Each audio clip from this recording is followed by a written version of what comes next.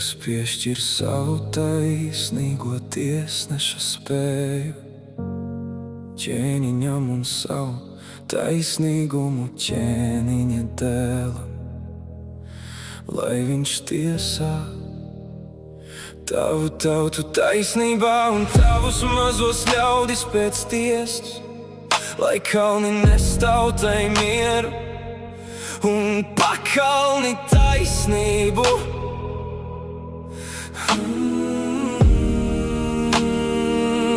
Lai viņš nodrošina taisnu tiesu bēdīgajiem un nospiestajiem tautā, lai viņš gādā taisnību nabadzīgajiem, lai viņš satriec apspiedējus,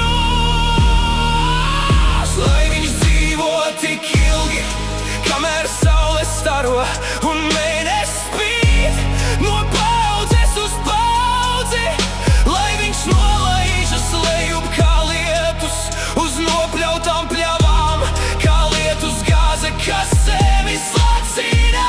Lai viņa laikā zeļ taisnīgais un pastāv liels miers, kamēr mēnesis vairs nespīdēs, lai viņš valda no jūras līdz jūrai un no Eifrātas upes līdz pat zemes galiem.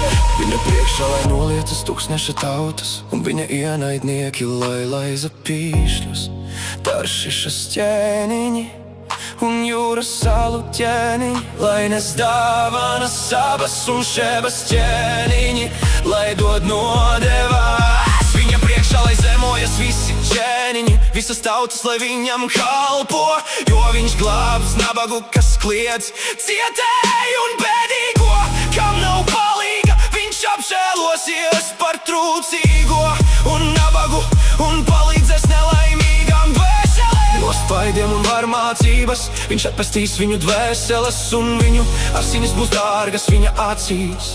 Viņš dzīvos un viņam dos savas zeltu, un lai ļaudis aizlūdz par viņu vienmēr ar vienu, lai viņu svētīs. Zeme būs slavības pilna līdz kalnu galiem, augļu koki viļņos it kā Libanona meži, un viņa tauta, kas mīt pilsētā, lai zied zeļu un zaļo, kā saule virs zemes. Viņa vārds, lai paliek mūžīgi, kamēr saule spīd, lai ir dzīvs. Viņa vārds un viņa, lai svētību rod visas tautas, lai viņu laimīgi sveic visas zemes ciltīs.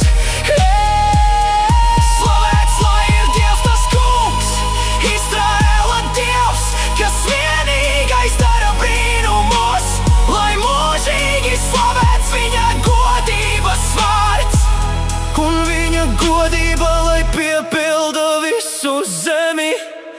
Āmen! Āmen! Beidzas Dāvida, Isaija